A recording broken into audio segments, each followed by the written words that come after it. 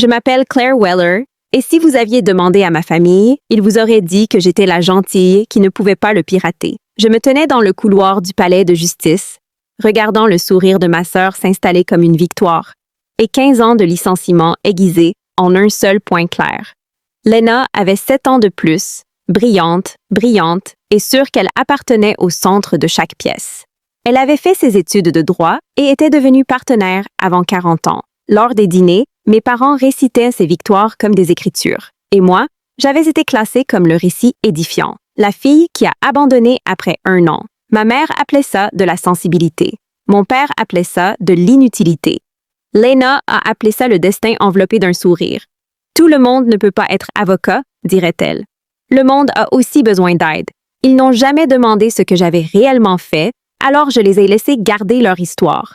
Après avoir arrêté, j'ai été transférée, j'ai suivi des cours du soir, j'ai assis le bar dans un autre État et j'ai réussi mon premier essai. Je suis entrée en éthique juridique au bureau du procureur général. Inconduite, fraude, la pourriture derrière des costumes polis. J'ai appris à suivre des modèles. Il y a 3 ans, le nom de Lena est apparu dans une plainte. Tapoter des heures, rejeté, puis à nouveau, puis une 3e fois avec des courriels et un appel enregistré qui m'a asséché la bouche. Une enquête a été ouverte et est restée ouverte. Il y a 6 mois, notre grand-mère est décédée et a laissé sa succession divisée également. Lena a décidé que l'égalité était une insulte. 2 semaines après les funérailles, elle a demandé à réécrire le testament et à me présenter comme inapte à gérer de l'argent à moins qu'elle ne le contrôle. Mardi matin, l'audience devait commencer. Lena pensait que je me coucherais. J'avais amené mon propre avocat et un dossier qu'elle n'aurait jamais imaginé exister. La cour a commencé sous les lumières. Le juge Maren Caldwell a survolé les plaidoiries, puis l'entourage de Lena et sa bouche se sont resserrés. Ils ont appelé un cousin qui a prétendu que grand-mère était confuse à Noël. Adrian Cho, mon avocat, a révélé la vérité. 5 minutes de discussion et grand-mère était rentrée malade de la grippe. Un voisin a suivi, qualifiant mes visites hebdomadaires d'anormales, jusqu'à ce qu'Adrienne lui fasse admettre que je venais chaque semaine depuis 8 ans, bien avant le testament. Au déjeuner, Lena m'a coincée dans le couloir. « S'installer » dit-elle pour les étrangers. « Je serai fiduciaire, tu auras une allocation, c'est mieux. J'ai gardé ma voix au niveau de ce qui est le mieux pour vos clients. » Ses yeux s'aiguisèrent. « Tu ne comprends pas la vraie loi, Claire. Tu ne l'as jamais fait. » Adrienne est apparue à mon coude. « On doit revenir. » L'après-midi a amené leur expert financier embauché pour rendre mes dépenses imprudentes. Adrienne l'a laissé témoigner, puis a posé une question. Avais-je déjà manqué un paiement, fait défaut ou fait face à une action financière négative? L'homme hésita. Non. Le juge Caldwell s'ennuie à la table de Lena. Est-ce vraiment votre cas? Le conseil principal de Lena a pivoté, produisant un affidavit d'un autre cousin. J'avais soi-disant dit à grand-mère Lena qu'elle ne se souciait pas d'elle, l'incitant à diviser la succession. Un mensonge estampillé et juré.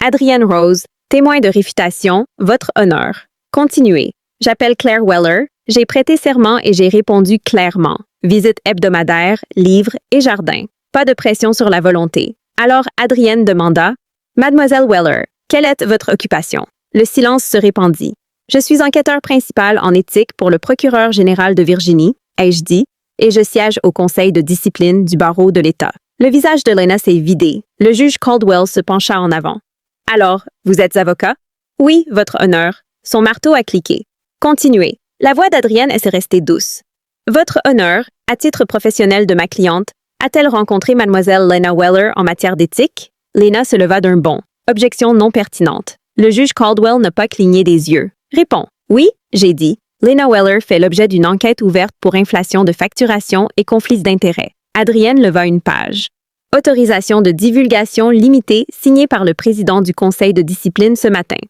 La compétence de mademoiselle Weller a été attaquée dans cette procédure. Le juge Caldwell l'a lu, puis a réparé « Lena, vous m'avez demandé de contrôler l'héritage de votre sœur pendant que vous êtes sous enquête éthique, et vous avez déposé un affidavit qui semble fabriqué. Je peux répondre à l'affidavit, ai-je dit en posant mon téléphone. J'ai enregistré mes visites avec grand-mère pendant 2 ans avec son consentement, indexé. Il n'y a pas eu de conversation où je l'ai retourné contre Lena. Pas question d'argent au-delà d'un instant. Elle m'a dit qu'elle partagerait tout équitablement. Adrienne a remis l'index. Le juge Caldwell Spot a vérifié 2 clips. Rejeté avec préjugés, a-t-elle déclaré. Honoraires et frais pour le défendeur. et je renvoie cet affidavit au barreau de l'État. Lorsque la cour s'est vidée, mes parents planaient avec des visages mouillés et impuissants. Lena tendit la main vers ma manche. Claire, je ne savais pas. Tu n'as pas demandé, j'ai dit. Et tu n'as pas perdu parce que je t'ai surpris. Tu as perdu parce que tu as menti. Dehors, le soleil frappait fort. Adrienne m'a touché le coude et a souri, et j'ai senti la paix de ma grand-mère s'installer. Mon téléphone a sonné. Tara Lynn, accusation formelle déposée demain, expédiée après aujourd'hui. Pour la première fois, l'ombre de Lena n'était pas sur moi, c'était derrière moi.